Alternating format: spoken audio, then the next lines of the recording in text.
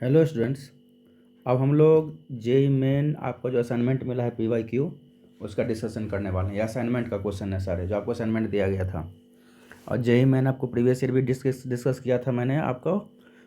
अप्रैल वाला और जून वाला पूरे शिफ्ट का मैंने आपको होमवर्क दे रखा था। तो इस बार ये क्वेश्चन है हमारा कि ये डबल इनक्लाइंड प्लेन है, फ्रिक्शनलेस सरफेस है, टेंशन इन स्ट्रिंग पूछ रहा है और स्ट्रिंग मासलेस है। तो इसका देखो नीचे इसका क्या लग जाएगा 4G। ये सरफेस कांटेक्ट में है, ऊपर नॉर्मल रिएक्शन, इधर आगे स्ट्रिंग है तो ऊपर टेंशन। ये 4G है, इस 4G का दो कंपोनेंट होगा। एक तो हमारे इधर हो जाएगा नीचे 4G cos 60 डिग्री, इधर लग जाएगा हमारा 4G sin 60 डिग्री। इस 1 kg का देखो तो नीचे क्या लग जाएगा 1G, इधर नॉर्मल रिएक्शन एंड डैश। तो इस 1G का एक कंपोनेंट नॉर्मल रिएक्शन के अलॉन्ग 1G cos 30 डिग्री, इधर आ जाएगा हमारा 1G sin 60 डिग्री। और यहाँ से यहाँ तक एक ही स्ट्रिंग है तो टेंशन हमारा हो जाएगा अवे फ्रॉम स्ट्रिंग। जब फ्री बॉडी डायग्राम बनाओगे 4 kg का तो देखो यहाँ पे मैंने मान लिया कि ये नीचे जा रहा है ए एक्सेलरेशन से। तो फ्री बॉडी डायग्राम देखोगे या जितने सारे फोर्स लग रहे हैं 4 kg पे तो लिख दोगे यहाँ पे FBD of 4 kg, free body diagram of 4 kg। तो 4 kg का फ्री बॉडी डायग्राम बनाओगे तो 4 kg पे कौन कौन से फोर्स लग रहे हैं।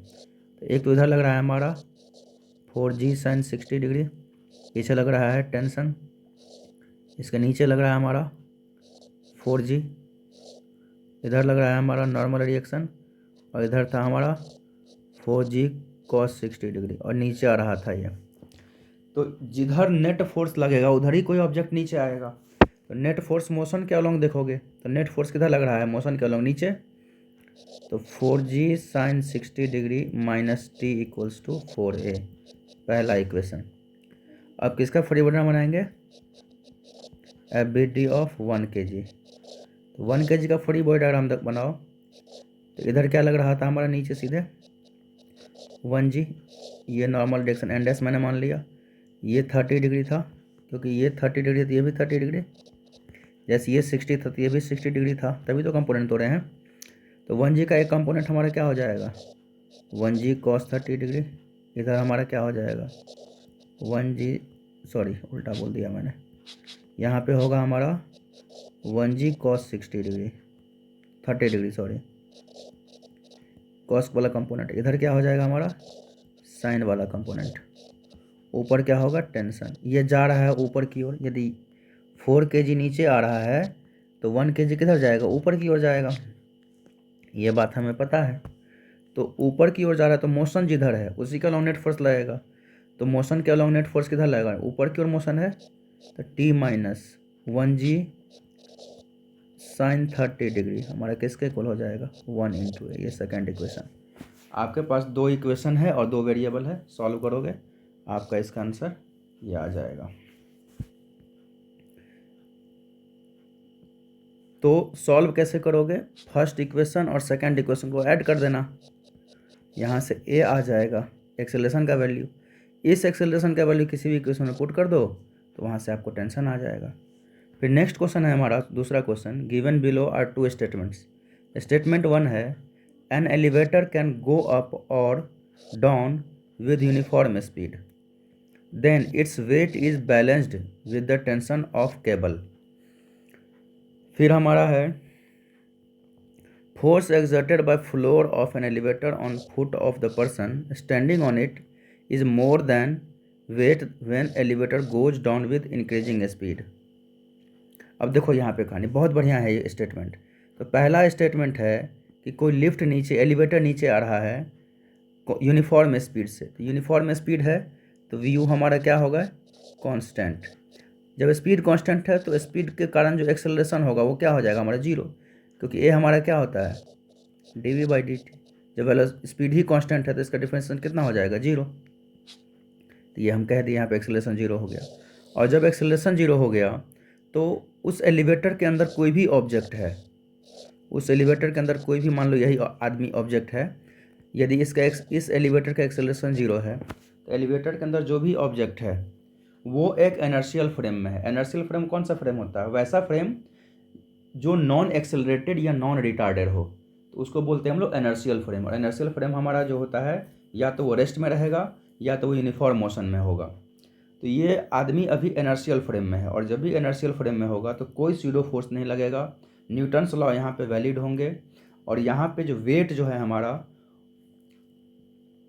इस एलिवेटर का जो वेट हमारा है वो किसके द्वारा बैलेंस्ड होगा? टेंशन के द्वारा। ऊपर एलिवेटर के ऊपर टेंशन लग रहा है और नीचे एलिवेटर का टोटल मास mg है। यहाँ पे टेंशन किसके इक्वल हो जाएगा? mg। जब नेट एक्सेलरेशन 0 हो जाए तो नेट एक्सटर्नल फोर्स भी हमारा 0 होगा, मास इंटू एक्सेलरेशन। इसका मतलब टोटल ऊपर लगने वाला फोर्स टोटल नीचे लगने वाले फोर्स के बराबर होगा। तो स्टेटमेंट फर्स्ट ट्रू हमारा है। अब देखो नेक्स्ट हमारा स्टेटमेंट सेकंड देखते हैं क्या है। स्टेटमेंट सेकंड है the force exerted by floor of an elevator on foot of person standing on it is more than weight. The elevator goes down with increasing speed. तो जब देखो यहाँ पे ऊपर स्ट्रिंग है तो ऊपर लगेगा टेंशन, और एक पर्सन इसके अंदर स्टैंडिंग है किया हुआ। मैं से मान लिया उस पर्सन का मास स्मॉल m है। ये यूनिफॉर्म इंक्रीजिंग स्पीड से नीचे आ रहा है, तो नीचे आ रहा है और स्पीड चेंज हो रहा है, टाइम के साथ चेंज हो रहा है। इसका मतलब यहाँ पे एक्सेलरेशन आ जाएगा dv/dt, क्योंकि वेलोसिटी यूनिफॉर्म तो है नहीं, टाइम के साथ चेंज कर रहा है। तो यहाँ पे क्या आ जाएगा हमारा? एक्सेलरेशन आ जाएगा। क्या आ जाएगा यहाँ पे हमारा? एक्सेलरेशन आ जाएगा। अब उस एक्सेलरेशन की वजह से इस ब्लॉक का, अब ये ब्लॉक किस में आ गया? अब नॉन इनर्शियल फ्रेम में आ गया। केस 1 में, स्टेटमेंट 1 में ये इनर्शियल फ्रेम में था क्योंकि उस फ्रेम का एक्सेलरेशन 0 था। ये अब एक्सेलरेटेड फ्रेम है। इस ऑब्जेक्ट का नीचे क्या लग जाएगा? mg। ऊपर क्या लग जाएगा? Normal reaction. और चूंकि ये एक्सेलरेटेड फ्रेम पे है तो इस पर स्यूडो फोर्स लगेगा, और स्यूडो फोर्स किधर लगेगा? फ्रेम के अपोजिट। स्यूडो फोर्स किधर लगेगा? फ्रेम के मोस्ट एक्सेलरेशन के अपोजिट। फ्रेम नीचे आ रहा है, स्यूडो फोर्स किधर लग जाएगा? इसका ऊपर लग जाएगा।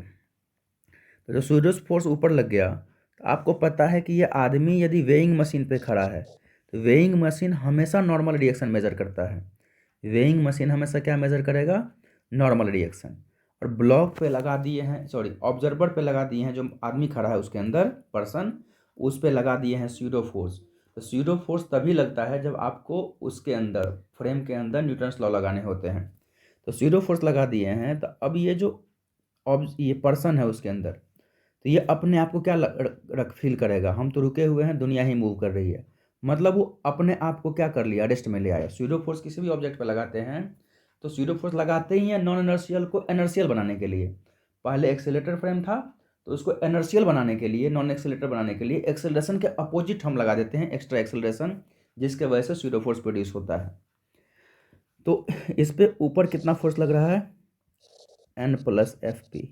ये हमारा किसके इक्वल हो जाएगा? mg के इक्वल। क्यों? क्योंकि स्यूडो फोर्स लगाने के बाद ये एनर्शियल फ्रेम बन गया। तो n इक्वल्स टू हमारा क्या हो जाएगा? mg minus fp। mg minus pseudo force क्या होता है? Mass of object into acceleration of frame. तो क्या यहाँ पे नॉर्मल रिएक्शन, आपको पता है कि weighing machine normal reaction read करता है, तो क्या नॉर्मल रिएक्शन पहले से घटा या बढ़ा? तो ये तो डिक्रीज कर गया ना। तो यहाँ पे नॉर्मल रिएक्शन जो हमारा है वो डिक्रीज कर गया।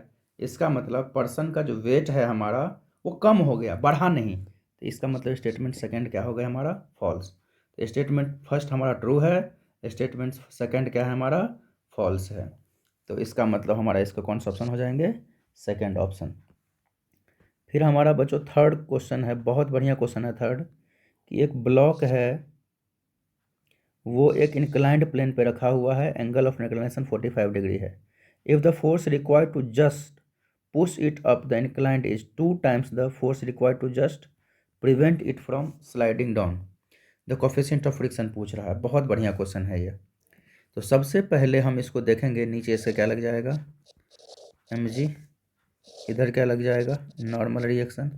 ये 45, तो ये भी 45 डिग्री। mg का इधर कंपोनेंट क्या हो जाएगा हमारा? mg cos 45 degree. इधर क्या लग जाएगा? mg sin 45 degree.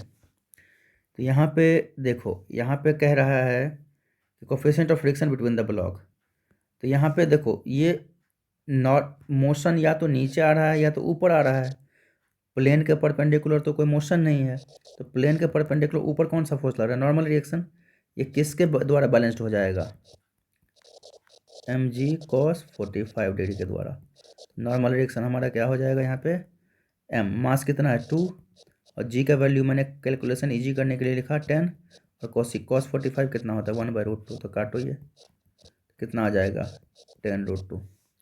अच्छा, तो फ्रिक्शन फोर्स का मैक्सिमम वैल्यू हमारा क्या होता है बच्चों, म्यू इंटू एन, तो कितना हो जाएगा 10√2 इंटू म्यू, ये हमारा आ गया maximum value of friction force. अब कहानी क्या कह रहा है, अब इसको मैं मिटा दे रहा हूँ, तो या रहने देता हूँ। कह रहा है कि इसको जब, अच्छा ये जब नीचे आ रहा था, नीचे जब आ रहा था, फ्रिक्शन किधर लग जाएगा, पीछे, फ्रिक्शन किधर लग जाएगा, पीछे लगेगा। अब इसमें है कि कह रहा है कि if the force required to just push it up the inclined plane is 2 times the force required to just prevent it from sliding। तो अब ये नीचे जो आ रहा था ब्लॉक, पीछे फ्रिक्शन लग रहा था, तो स्लाइडिंग करने के लिए मैंने, स्लाइडिंग को रोकने के लिए मैंने माना इधर फोर्स लगा दिया F1। अब ये रुका हुआ है, तो रुका हुआ है मतलब क्या, नीचे लगने वाला फोर्स mg sin 45 डिग्री किसके इक्वल हो जाएगा, ऊपर लगने वाले फोर्स के बराबर, तो F1 प्लस फ्रिक्शन फोर्स का मैक्सिमम वैल्यू। तो मास कितना यहाँ पे है 2 kg, 2 इंटू जी का वैल्यू 10, और sin 45 कितना 1/√2 equals to F1 plus F max हमारा कितना है 10√2 म्यू, तो ये √2 कट गया, तो 10√2 equals to F1 plus 10√2 mu. यहाँ से F1 हमारा क्या हो जाएगा 10√2, इसको इस साइड ले आओ तो माइनस 10√2 म्यू, 10√2 कॉमन लो 1 माइनस म्यू, F1 आ गया। अब कह रहा है ये तो हमारा प्रिवेंशन था क्या, नीचे नहीं आने का। अब इसको जो धक्का मार के ऊपर ले जाना चाहेंगे, अब इस पर हमने फोर्स लगा दिया F2, अब इस पर मैंने फोर्स लगा दिया F2, ताकि इसको धक्का मार के हम नीचे ऊपर ले जाना चाहें। तो F2 जब ऊपर मोशन होगा बच्चों, ऊपर होने का कोशिश करेगा मोशन का, तो फ्रिक्शन किधर लग जाएगा, नीचे। फ्रिक्शन का काम है हमेशा अपोजिट टू द मोशन लगना, तो जब इसको हम धक्का मारने की कोशिश कर रहे हैं ऊपर की ओर, तो ऊपर मोशन करेगा, तो फ्रिक्शन किधर लग जाएगा, नीचे। तो अब देखो, अभी भी इक्विलिब्रियम में है, just start the motion in upward direction होने वाला है, तो इस केस में भी जो नीचे लगने वाला फोर्स होगा वो ऊपर लगने वाला फोर्स के बराबर। तो ऊपर कौन सा फोर्स लगा रहे हो, हमारा F2, और F2 हमारा किसके इक्वल हो जाएगा mg sin 45 degree plus friction force, क्योंकि जब ऊपर मोशन होगा तो फ्रिक्शन नीचे लगेगा, फ्रिक्शन का ये काम है अपोजिट टू द मोशन लगना। तो अभी अभी ऊपर में देखा है अपने mg sin 45 का वैल्यू कितना आया है 10√2, इसको हम लोग क्या लिखेंगे 10√2 प्लस, अब फ्रिक्शन का वैल्यू ऊपर निकाले हो 10√2 म्यू, तो यहाँ पे भी 10√2 कॉमन लो 1 प्लस म्यू। तो अकॉर्डिंग टू क्वेश्चन, तो क्वेश्चन के अकॉर्डिंग जो हमारा है बच्चों यहाँ पे, ये जो F2 है, ये जो F2 हमारा है, जो अपवर्ड मोशन को खींचा जा रहा है, ये हमारा 2 इंटू F1 के बराबर है। F2 किसके बराबर है 2 इंटू F1, मतलब ऊपर खिसकाने वाला फोर्स जो है वो नीचे खिसकने से प्रिवेंट करने वाले फोर्स से डबल टाइम्स है, 2 टाइम्स है। तो F2 हमारा क्या है बच्चों 10√2 इंटू 1 प्लस म्यू किसके इक्वल हो जाएगा 10√2 इंटू 1 माइनस म्यू के इक्वल। तो यहाँ पे आपको सॉल्व करोगे तो म्यू का वैल्यू आ जाएगा, काटो इसको, ये और ये कट गया, तो 1 plus mu equal to 1 minus mu.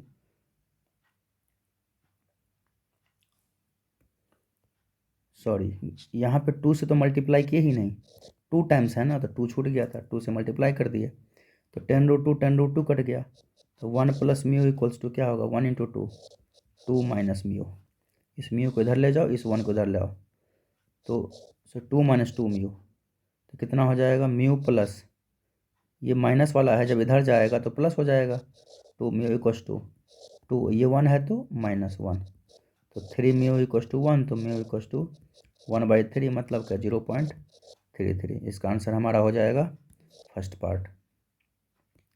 तो इसका आंसर आ गया हमारा 0.33 फर्स्ट पार्ट। अब क्वेश्चन नंबर 4 पे चलेंगे, बहुत अच्छा क्वेश्चन है ये भी। अब देखो, जब भी कोई चीज़ चलने के पोजीशन पे आ जाए, तो लिमिटिंग फ्रिक्शन, चल नहीं रहा हो, आपने फोर्स लगाया, तो उतना ही अपोजिट फ्रिक्शन फोर्स लगाएगा स्टैटिक, और जब चल जाए तो मोशन हो जाए, स्लाइडिंग मोशन शुरू हो जाए, तब जो फ्रिक्शन आएगा तो वहाँ पे काइनेटिक फ्रिक्शन आएगा। तो यहाँ पे क्वेश्चन कह रहा है कि एक एम मास का ब्लॉक जो है वो एक इंक्लाइंड प्लेन पे है। तो लो, मैंने सबसे पहले एक इंक्लाइंड प्लेन बनाया। ये मैंने इंक्लाइंड प्लेन बनाया, एंगल ऑफ इंक्लाइनेशन हमारा कितना दे रखा है 30 डिग्री, और ये सरफेस हमारा रफ है जिसका कोफिशिएंट ऑफ फ्रिक्शन मैंने मान लिया म्यू। यहाँ पे एक एम मास का ब्लॉक रखा हुआ है, जो नीचे जो एक्सेलरेशन दे रखा है इसका g/4 है। तो कह रहा है कि कोफिशिएंट ऑफ काइनेटिक फ्रिक्शन बताओ। तो सबसे पहले देखो इसका नीचे क्या लग जाएगा, यहाँ पे mg, सरफेस कांटेक्ट है तो सरफेस पे परपेंडिकुलर लगेगा नॉर्मल रिएक्शन। ये 30 डिग्री तो ये भी 30 डिग्री, तो ये क्या हो जाएगा हमारा mg cos 30 डिग्री, और इधर हमारा आ जाएगा mg sin 30 डिग्री। मोशन आगे है तो फ्रिक्शन लग जाएगा पीछे, तो यहाँ पे mg sin 30 degree minus friction force equals to क्या होगा m इंटू ए। तो यहाँ पे क्या हो जाएगा mg sin 30 डिग्री कितना होता है, sin 30 कितना होता है mg sin 30 कितना होता है 1/2 माइनस फ्रिक्शन फोर्स हमारा क्या होता है, फ्रिक्शन फोर्स का वैल्यू ही यहीं पे निकाल लेते हैं। फ्रिक्शन फोर्स का जो वैल्यू हमारा होता है वो म्यू इंटू एन होता है। यहाँ पे काइनेटिक फ्रिक्शन है तो म्यू के इंटू एन, तो म्यू के इंटू एन यहाँ पे किसके इक्वल है mg cos 30 डिग्री, तो म्यू के इंटू mg cos 30 कितना होता है √3/2। तो यहाँ फ्रिक्शन का वैल्यू डाल दो, minus mg into √3/2 into mu के हमारा क्या है एम ए।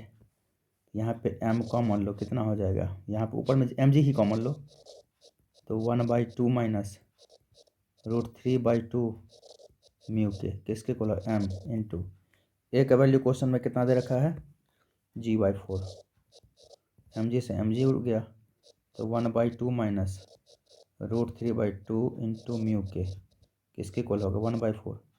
तो यहाँ से म्यू के का वैल्यू निकालो, तो यहाँ से जब हम म्यू के का वैल्यू निकालेंगे, निकाल ही देते हैं इसको इधर ले जाओ, इसको इधर ले जाओ, तो 1/2 माइनस 1/4 इक्वल्स टू √3/2 म्यू के। तो LCM 4, तो 2 माइनस 1 इक्वल्स टू √3/2 म्यू के, 2 से कट कर 2 माइनस 1 1, तो 1/2 इक्वल्स टू √3 म्यू के। तो म्यू के इक्वल्स टू कितना हो जाएगा 1/2 √3। म्यू के हमारा कितना आ गया 1/2 √3, ऑप्शन सेकेंड।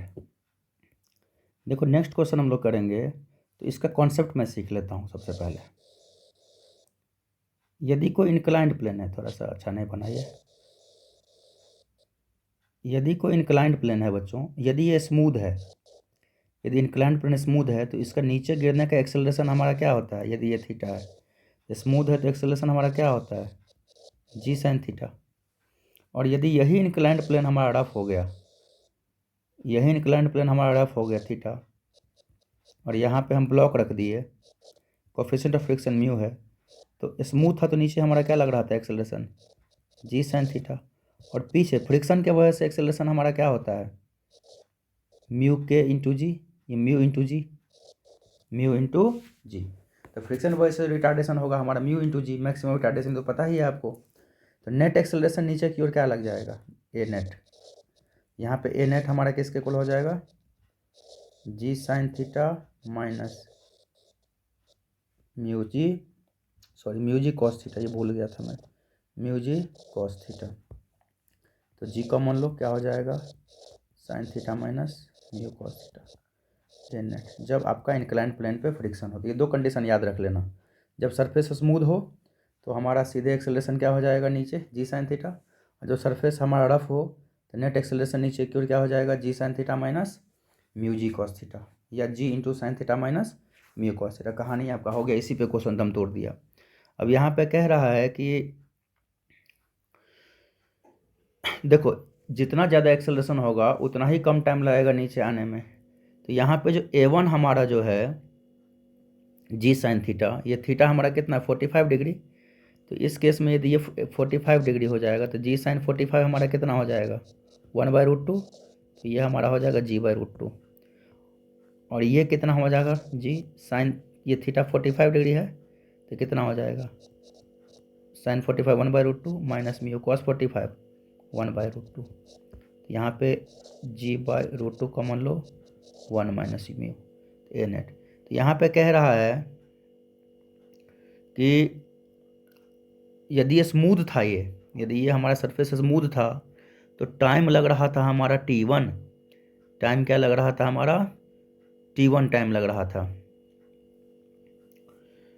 तो ये नीचे आने में टाइम लगा t1 और इधर रफ सरफेस पे नीचे आने में टाइम लगा हमारा t2। तो क्वेश्चन कह रहा है कि यहाँ पे t2 जो हमारा है वो n इंटू t1 के बराबर है। वैसे भी टाइम ज़्यादा लगेगा, फ्रिक्शन बढ़ गया तो। स्मूथ था तो तुरंत खिसक के नीचे आ जाता, रफ आ गया तो हमारा क्या हो जाएगा, यहाँ पे टाइम बढ़ गया। अच्छा, अब चीज़ देखो यहाँ पे, यदि ये हमारा स्मूथ था तो डिस्टेंस s इक्वस टू हमारा क्या होगा, ut plus at1²/2। Initial velocity 0 है, s हमारा क्या हो जाएगा, at1²/2। अच्छा, यहाँ पे वो जो डिस्प्लेसमेंट s ही है, डिस्प्लेसमेंट यहाँ तो चेंज नहीं किया, रफ सरफेस होने के बावजूद भी s हमारा वही है।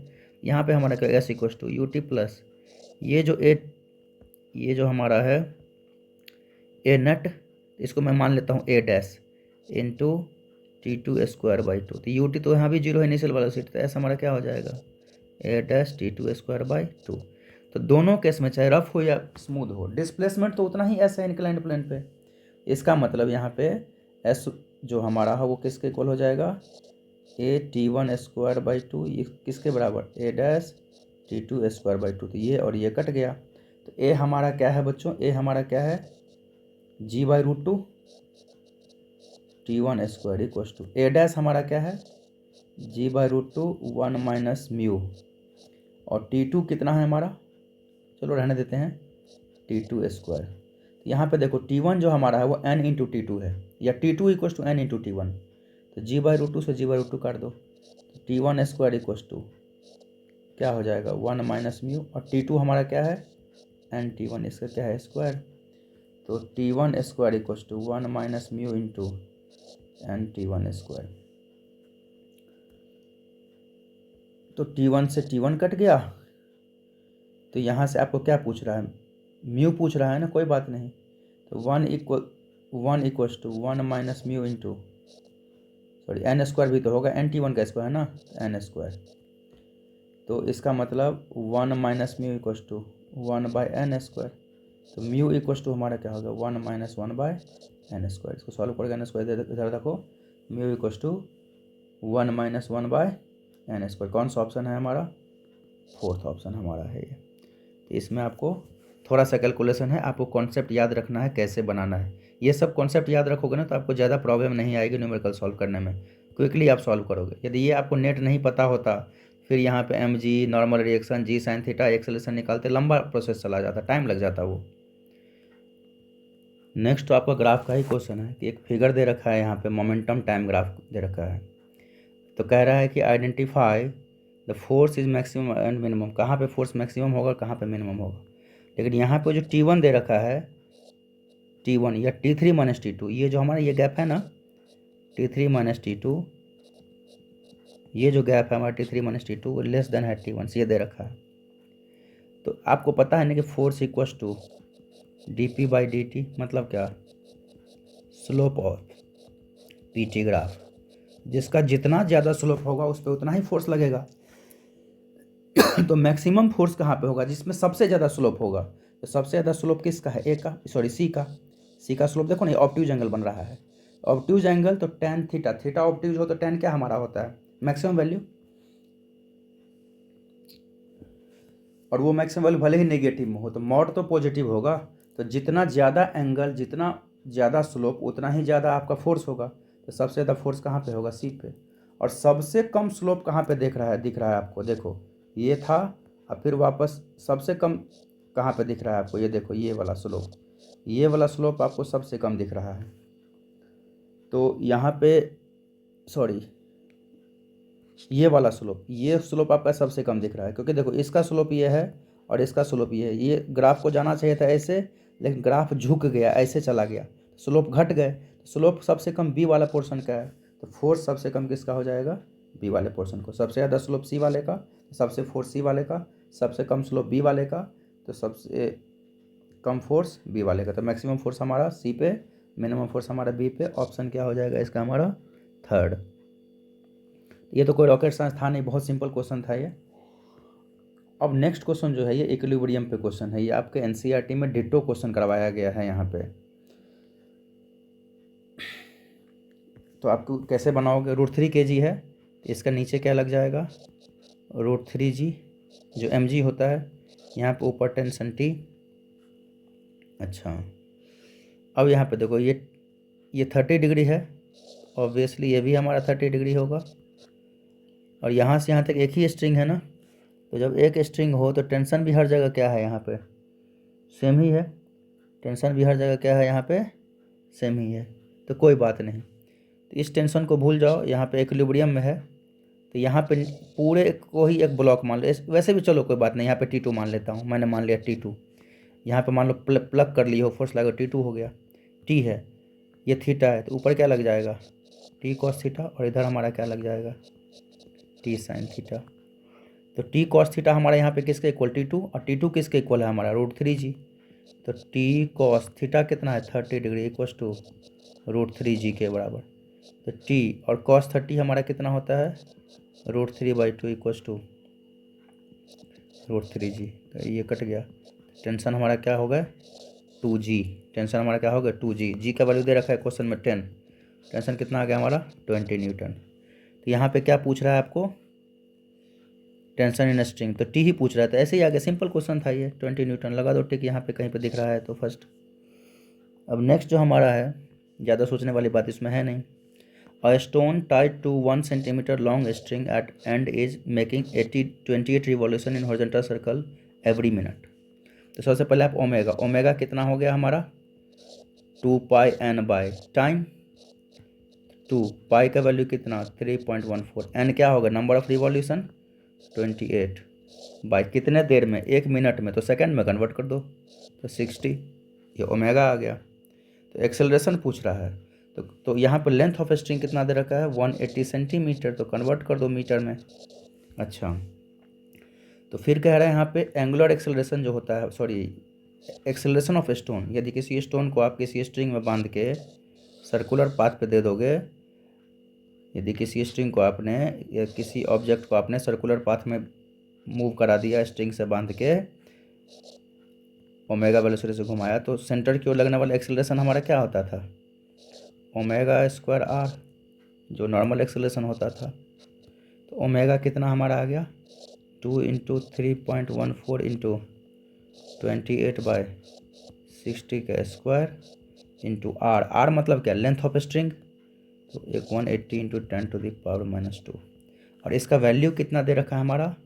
1936/x, यही दे रखा है। तो आपको कुछ नहीं करना है, इसको सॉल्व करोगे, कोई बात नहीं, इसको सॉल्व कर ही देता हूँ मैं। 2 का स्क्वायर कितना होगा? 4 × 3.14 का स्क्वायर कितना होगा? 9.8 × 28 है, तो 28 × 28/60 × 60 इंटू 180 × 10⁻²। किसके को होना चाहिए?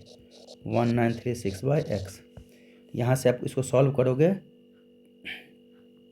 तो जो x का वैल्यू आपका आएगा वो आ जाएगा 125 के आसपास। x का वैल्यू हमारा कितना आ जाएगा यहाँ पे? 125। अब नेक्स्ट क्वेश्चन बहुत बढ़िया है क्वेश्चन बच्चों। एक 70 kg का गार्डन रोलर है। तो 70 kg का ये गार्डन रोलर है, तो इसका नीचे क्या लग जाएगा? mg। तो 70g। ऊपर क्या लग जाएगा इसका? Normal reaction. ये F 30 डिग्री है, तो एक फोर्स हमारा लग जाएगा F cos 30 डिग्री, और इधर लग जाएगा हमारा F sin 30 डिग्री। तो F cos 30 डिग्री इसको आगे धकेल रहा है ना, तो इसके वजह से एक्सेलरेशन आएगा। यहाँ पे नॉर्मल रिएक्शन पूछ रहा है। ये ऊपर नीचे वर्टिकल में तो कोई मोशन इसका है नहीं, इसका मतलब ऊपर का लगने वाला फोर्स F sin 30 डिग्री।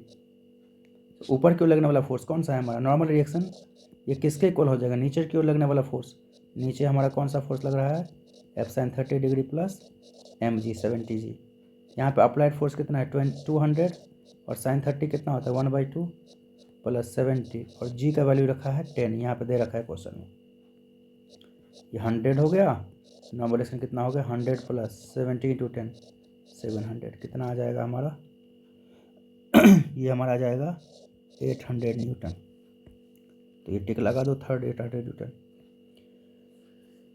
फिर नेक्स्ट हमारा है बच्चों, a lift of mass 500 kg is descending with speed of 2 metre per second. बहुत बढ़िया क्वेश्चन है ये भी। एक लिफ्ट है, कितने वेलोसिटी से जा रहा है 2 मीटर पर सेकंड के वेलोसिटी से, तो एक्सेलरेशन कितना हो जाएगा 0। क्यों? क्योंकि वेलोसिटी 2 मीटर पर सेकंड है, कांस्टेंट वेलोसिटी है या कांस्टेंट स्पीड है। स्पीड की बात किया जाए तो कांस्टेंट स्पीड है। अब क्या हो रहा है कि ये जो जिस केबल से जुड़ा हुआ है वो केबल स्लिप कर गया, केबल जो है वो स्लिप कर गया। तो स्लिप करने की वजह से इसमें जो एक्सेलरेशन आ गया वो 2 मीटर पर सेकंड स्क्वायर।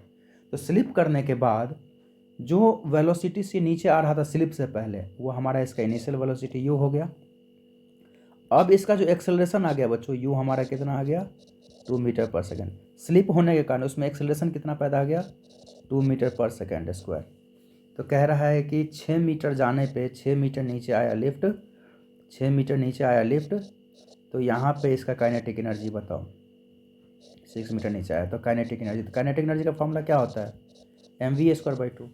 तो इनिशियल स्पीड दे रखा है आपको, एक्सेलरेशन दे रखा है, डिस्टेंस दे रखा है, तो फाइनल वेलोसिटी निकाल लो। तो आपको पता है ना कि v² minus u² equals to as, तो v² इक्वल्स टू क्या हो जाएगा u² plus 2as। Initial velocity कितना है 2, तो 2 का स्क्वायर प्लस 2 इंटू एक्सेलरेशन कितना है 2 और डिस्प्लेसमेंट कितना है हो गया 6, 4 प्लस 6 12 24, कितना हो जाएगा 28। तो वेलोसिटी हमारा क्या हो जाएगा √28 मीटर पर सेकंड। वेलोसिटी कितना आ गया हमारा √28 मीटर पर सेकंड। तो काइनेटिक एनर्जी हमारा कितना होता है mv²/2। तो मास तो इसका दे रखा है, मास कितना है इसका 500 kg, 500 इंटू वी कितना है √28, अब v² कितना था हमारा 28/2, तो कितना हो जाएगा 14 × 70, ये कितना आ जाएगा 7000 जूल या 7 किलो जूल। इसका आंसर क्या हो जाएगा हमारा 7000 जूल, और किलो जूल में पूछ रहा है तो 7 किलो जूल। इसमें भी कोई रॉकेट साइंस नहीं था, ये भी बहुत ही आसान क्वेश्चन। ये तो बिल्कुल ही आसान सवाल है। एक स्टोन है जिसका मास 1 kg है, उसको किसी मासलेस स्ट्रिंग से बांध के उसको सर्कुलर मोशन में घुमा दिया गया। मासलेस स्ट्रिंग से बांध के सर्कुलर मोशन में घुमा दिया गया। इसका जो स्ट्रिंग है वो मैक्सिमम 400 न्यूटन टेंशन बर्दाश्त कर सकता है। तो टेंशन मैक्स कितना आ गया हमारा 400 न्यूटन, जो सेंटर की ओर लगेगा। आपको पता है कि टेंशन हम सर्कुलर मोशन में net force acting toward centre हमें क्या प्रोवाइड करता है सेंट्रीपिटल फोर्स। ये मैक्सिमम टेंशन हमारा कितना बर्दाश्त कर रहा है 400 न्यूटन। तो कह रहा है कि इसका लीनियर वेलोसिटी बताओ। तो आपको पता है कि circular motion net force acting toward centre ये हमारा किसके इक्वल हो जाएगा mv²/r के बराबर। तो नेट फोर्स कितना मैक्सिमम है हमारा 400, तो 400 इक्वल्स टू मास कितना है इसका 1 kg, तो 1 इंटू वेलोसिटी ही तो पूछ रहा है, और लेंथ कितना है स्ट्रिंग का r 1 मीटर 1, तो v² हमारा कितना आ गया 400, तो v हमारा क्या हो जाएगा √400 20 मीटर पर सेकंड। आँख खोल के क्वेश्चन सॉल्व करोगे, बहुत ईजी क्वेश्चन आते हैं। कहते हैं कि मैकेनिक्स टफ सब्जेक्ट होता है, मैकेनिक्स से क्वेश्चन देखो कितने सिंपल हो रहे हैं इसमें। तो बाकी चैप्टर का तो बात ही छोड़ दो, कितने आसान क्वेश्चन आते होंगे। अब देखो, आपको पता है कि फ्रिक्शन में एक्सेलरेशन रिटार्डेशन का जो मैक्सिमम वैल्यू हमारा होता है वो -μ/g होता है। रिटार्डेशन का मैक्सिमम वैल्यू हमारा क्या होता है -μg। तो एक बॉडी है जिसका मास 10 kg है, वो इनिशियल स्पीड यू कितना दे रखा है 20 मीटर पर सेकेंड। फ्रिक्शन के वजह से उसका फाइनल वेलोसिटी होता है 0, कितने टाइम में 5 सेकेंड में। तो कह रहा है कि कोफिशिएंट ऑफ फ्रिक्शन बताओ। तो सबसे पहले आप रिटार्डेशन निकालो। तो ए हमारा क्या होता है बोलो v-u/t, और रिटार्डेशन है तो साइन माइनस डाल दो या रहने दो, माइनस देख लेते हैं मैग्नीट्यूड में ही। तो फाइनल वेलोसिटी कितना होगा 0 माइनस इनिशियल वेलोसिटी 20/t कितना हो गया 4, तो कितना हो जाएगा 0 - 20 तो -20/4 -5। रिटार्डेशन कितना हमारा हो गया -5 मीटर पर सेकंड स्क्वायर। और ये किसके इक्वल होना चाहिए, माइनस म्यू इंटू जी के बराबर। तो माइनस से माइनस गया, तो म्यू इक्वस टू हमारा क्या हो जाएगा, यहाँ पे 5 इक्वस टू हमारा क्या आ गया, mu g. Mu equals to कितना हो जाएगा, 5/g। तो 5/g है हमारा इसका। तो आप इसको सॉल्व करो तो कितना होगा, 5/g का वैल्यू लिखो 10, तो कितना आ जाएगा 0.5। आंसर की इसका मिस्टेक है, इसका एक्चुअल आंसर आ जाएगा हमारा 0.5 13 का। अब नेक्स्ट क्वेश्चन हमारा है कि एक ब्लॉक है हमारा, एक ब्लॉक है, ये ब्लॉक मैंने लिया, ये ब्लॉक जिसका मास है 5 kg, ये रफ सरफेस पे रखा हुआ है, कोफिशिएंट ऑफ फ्रिक्शन मैंने मान लिया म्यू। इस पे फोर्स लगाया जा रहा है कितना, 30 न्यूटन फोर्स लगा दिया गया parallel to surface of floor के थ्रू। अब यहाँ पे इसका इनिशियल वेलोसिटी कितना है हमारा, 0। अब देखो इसका नीचे क्या